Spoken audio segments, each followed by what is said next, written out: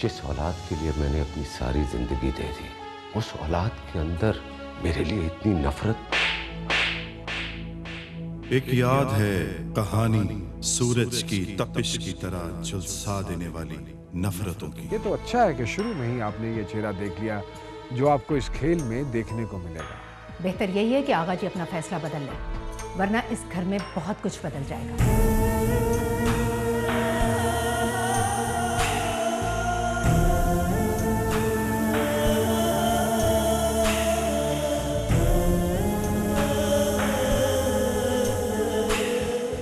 आसिया जीत चुकी है, सलमान की वाइफ और उसके साथ हनीमून पर जा चुकी है। सब खत्म हो गया, कुछ भी नहीं बचा। राख में कोई ना कोई चिंगारी जरूर दबी होती है, मगर वो चिंगारी सिर्फ इस बात की याद दिला सकती है कि यहाँ कभी आग रोशन थी। एक याद है कहानी कुर्बानियों की। एक याद है कि लिपटी हुई है मेरे दिल से। I am so excited. ये प्रोमोज देख के दिल चाह रहा बस जल्दी से आ जाए, बिकॉज यकीन करें मैं ड्रामास को फॉलो कर रही हूँ आजकल। इतना मुझे अच्छा लग रहा है। इवन मुख्तलिफ जो चैनल्स के ऊपर आजकल काम हो रहा है ड्रामास के हवाले से, I think it's amazing. Why? Because we are back to our classics. Oh yes.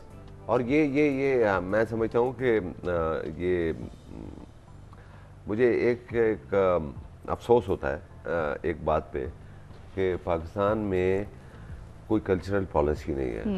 Indian content बहुत दिखाया जाता है, बिल्कुल, बहुत, and without reason, without without कोई सोचे समझे बगैर। हाँ, बिल्कुल, बिल्कुल। एक होता है कि भाई ठीक है, आप पड़ोसी मुल्क है, दोस्त है हमारे, सब कुछ है, दोस्ती चाहते हैं, ट्रेड चाहते हैं, हाँ। तो लिहाजा हमारे 10 चैनल वो दिखाएं, हम उनके 10 चैनल दिखाएं, हमारी 5 फिल्में दिखाएं, उनकी बेशक 50 आ जाए, मगर ये सारा चीज होनी चाहिए। मगर हम तो यहाँ प्रमोट कर, हम तो मुफ्त में उनको प्रमोट किए जा रहे हैं, and we don't realise that. मेरा मतलब है कि यहाँ चैनल में एंटरटेनमेंट में इंडियन एक्टर की न्यूज के बगैर वो सेगमेंट कंप्लीट नहीं होता। I agree with you. I mean it's sad. Where are we going? It's sad. And what और मैं आपको बताऊं, देखिए मैं हिंदुस्तान में काम कर रहा हूं, मगर मुझे एक चीज उनकी अच्छी लगती है कि उन्होंने पाकिस्तानी चैनल बंद किए हुए। ये उनकी पॉलिसी नहीं है। बिल्कुल, हमारी पॉलिसी का कोई नहीं है पॉलिसी। हमारे जितने लीडिंग चैनल्स हैं, ठीक है, आप ये देखिए, वो लोग उन लोगों को प्रमोट कर रहे हैं और उनसे जाके बात करें तो वो कहते हैं, अब आई डोंट नो, आप तो जानते हैं उन तमाम लोगों को, आपकी तो क्या जब आप उनसे बात करते हैं तो आगे से वो क्या जस्टिफिकेशन देते हैं इसकी? ये जो चैनल्स हैं, चैनल्स के जो ओनर्स हैं, बात गवर्नमेंट की है।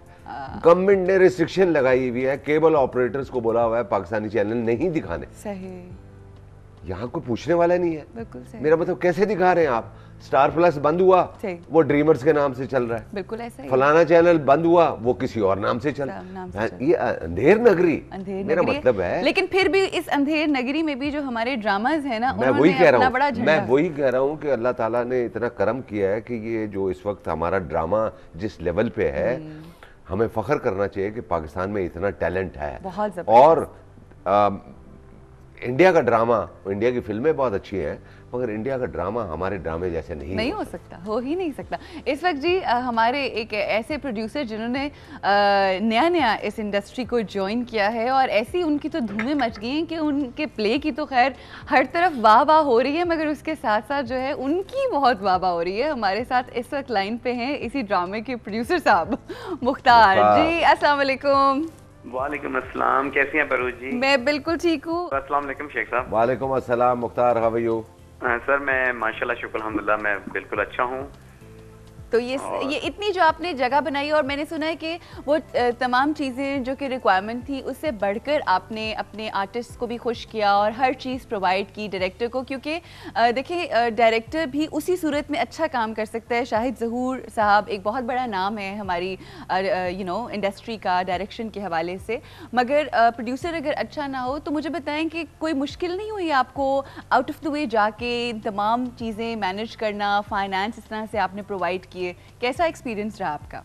जी एक्सपीरियंस माशाल्लाह बहुत अच्छा रहा है, और मेरी एक ख्वाहिश थी कि मैं एक बहुत मेरी ये इंट्रोडक्शन है कि मैं बहुत मेजर और बहुत बड़ा सीरियल जो है वो मैं प्रेजेंट करूं अपने अवाम को, और जो कि मैंने इंशाल्लाह ये प्रेजेंट किया। इसमें पूरी स्टार कास्टिंग और बजट और जो इसमें जब हमने ये कहानी लिखवाई थी डायरेक्टर साहब और मैंने मिलके डिस्कस किया था ये आइडिया और वसी साहब को दिया, और मुझे जो जो चीजें लिखवाई मैंने, तो ये वसी शाह और डायरेक्टर कहता है कि तुम लिखवाई सब कुछ जा रहे हो, तो मुझे इसमें रोज राइस भी आएगी और इसमें भी आएगा और ये भी, और मतलब यॉर्ट्स भी और बड़े महल और रेंज रोवर्स गाड़ियां और इतनी बड़ी कास्ट, तो ये आप पूरा कर लेंगे।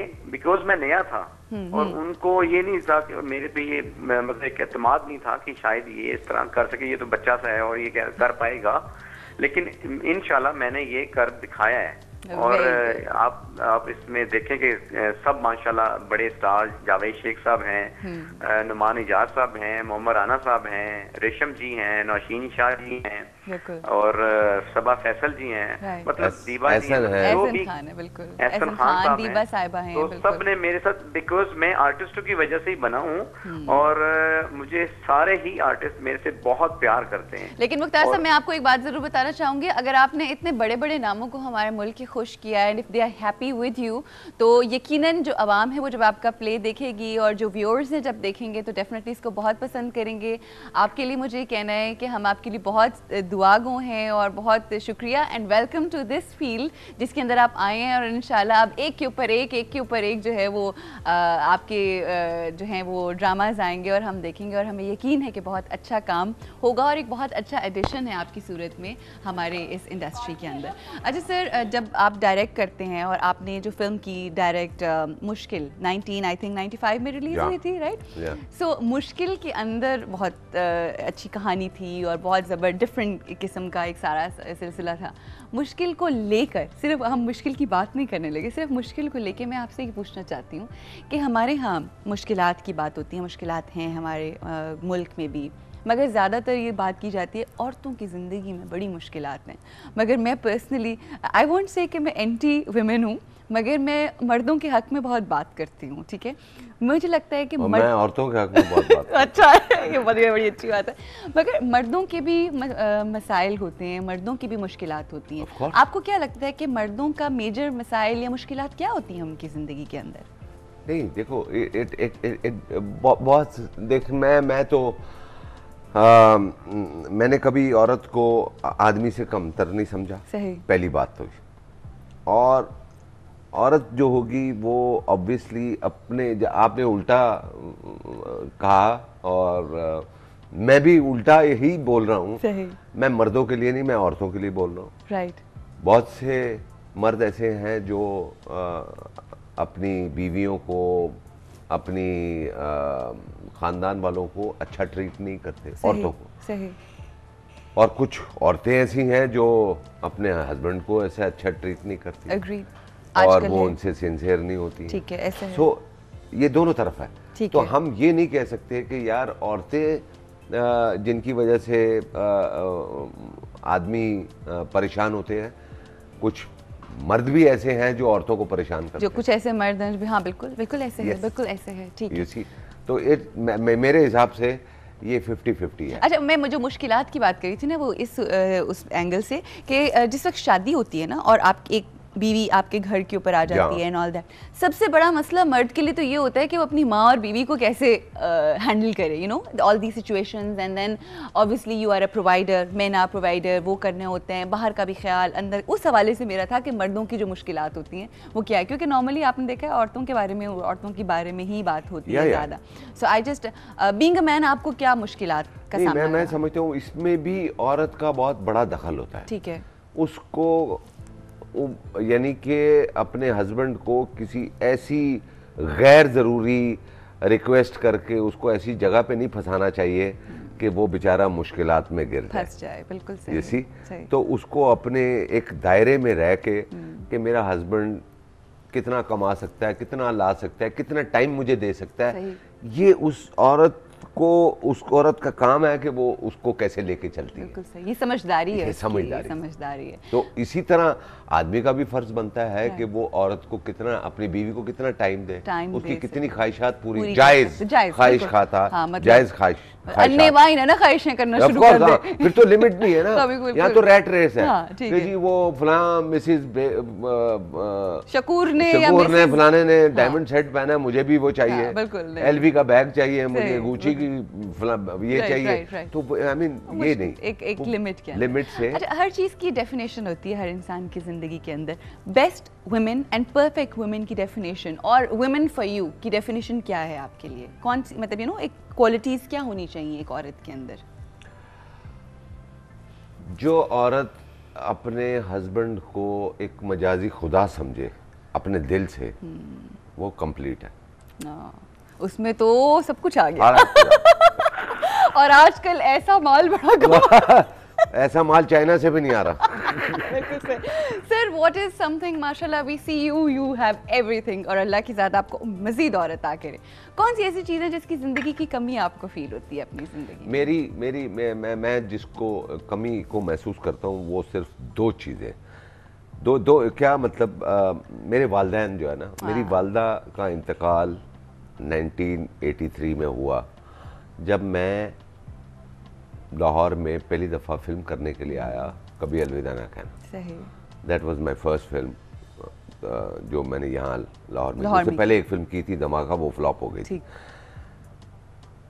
मेरी वालदा को बहुत शौक था फिल्में देखने का, एक्टरों को देखने का, और उनकी और बहुत सी ख्वाहिशात थी जो मैं पूरी नहीं कर सका क्योंकि मेरे पास इतना पैसा नहीं उस था। ज़माने में मेरे वाले साहब इतने कोई रिच आदमी नहीं थे, नॉर्मल आदमी थे, तो मेरी ख्वाहिश थी कि वो काश आज मुझे देखती होंगी, आई एम श्योर। नहीं, मैं आई अंडरस्टैंड कि आपके पास हो, मैं उनको लेके जाता, उनको बड़े आर्टिस्ट से मिलवाता कि देखिए ये, तो बस ये एक कमी मैं लाइफ में, otherwise there is no regret, there is nothing in life के जिसको मैं कमी महसूस करता हूँ। मैंने जैसे आपको कहा कि मैं हर हाल में खुश हूँ।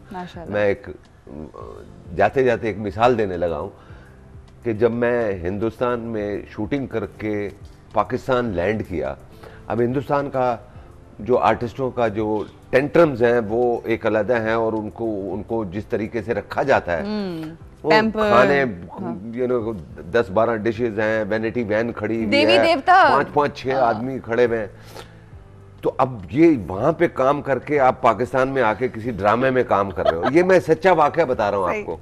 मैंने लैंड किया बॉम्बे से और मैं सीधा शूटिंग पे चला गया कराची में किसी ड्रामे की। वो DHA में वहाँ शूटिंग हो रही थी कराची में, डिफेंस में। तो लंच ब्रेक होगी, लंच ब्रेक, लाओ जी शेख साहब का खाना लाओ भाई। अब बैक ऑफ द माइंड मेरा वो था कि 15 डिशेस पड़ी हुई हैं, 4 आदमी इधर खड़े हुए हैं, वो हाँ जी खाना लाओ। एक प्लास्टिक की प्लेट, उसमें स्टूडेंट की बिरयानी पड़ी हुई, वो मेरे सामने ला के रख दी। सर जी ਤੁਹਾਡੇ लिए स्पेशल आई है। हाँ, ये रख दी मेरा कहने का मकसद है मैंने उस पर एतराज नहीं किया। राइट। मैंने वो खा ली, बोला और कुछ, मैंने कहा नहीं यही चाहिए थी। बिल्कुल सही। तो मेरा कहने का मकसद है कि आपको वक्त और उस चीज को अपने जहन पे बिठा के नहीं रखना जिससे आप अपसेट हो जाए, अपनी जिंदगी खराब कर लें। हर चीज में आपने खुश रहना है, बिल्कुल, हर हाल में खुश रहना है। डाउनफॉल्स आते हैं आपके पास, आप ऊपर आते हो, कोई बहुत सारे ऐसे दिन होते हैं जिस दिन आप बिल्कुल डाउन फील कर रहे होते हो। ऐसा होता है भाई। वो किसी ने कहा ना कि डाउनफॉल की बात आ गई, तो बहुत से लोग ऐसे हैं कि लोग अपनी नाकामियों से घबरा जाते हैं और वो फिर कहते हैं कि नहीं जी हम कुछ बन नहीं सकते, कुछ कर नहीं सकते। तो चर्चिल को एक दफ़ा जब वो विंस्टन चर्चिल बन गए तो उनके जहाँ वो पढ़ते थे वो वो 4th-5वीं क्लास में चर्चिल साहब 3-4 दफ़ा फेल हुए थे। सही। एक ही क्लास में, 4th या 5वीं थी। ठीक है। उनको उनके जहाँ से उन्होंने एजुकेशन आई थी, जब विंस्टन चर्चिल कभी आइए अपने बताइए कि भाई आपने कैसे ये विंस्टन चर्चिल कैसे बने। हाँ, बिल्कुल सही। अब वो अपने स्टाइल में हैट पहना हुआ, ये छड़ी हाथ में, सिगार हाथ में, और वहाँ पे आए, वो स्टेज पे आए और सारे लोग हमसे बैठे कि भाई इस आदमी की सक्सेसफुल स्टोरी क्या है, ये कैसे विंस्टन चर्चिल बना। तो उसने कहा कि अब जैसे आया उसने अपनी गरेदार आवाज में नेवर गिव अप। तो लोग अच्छा थोड़े से बैठ के पॉज एक आया, उसने कहा नेवर गिव अप। फिर थोड़े से आप पता नहीं पीछे अब आगे क्या होगा आगे, तो तीसरी दफा उसने कहा नेवर गिव अप और चला गया। इसी के अंदर सारी कहानी। Oh my God, absolutely.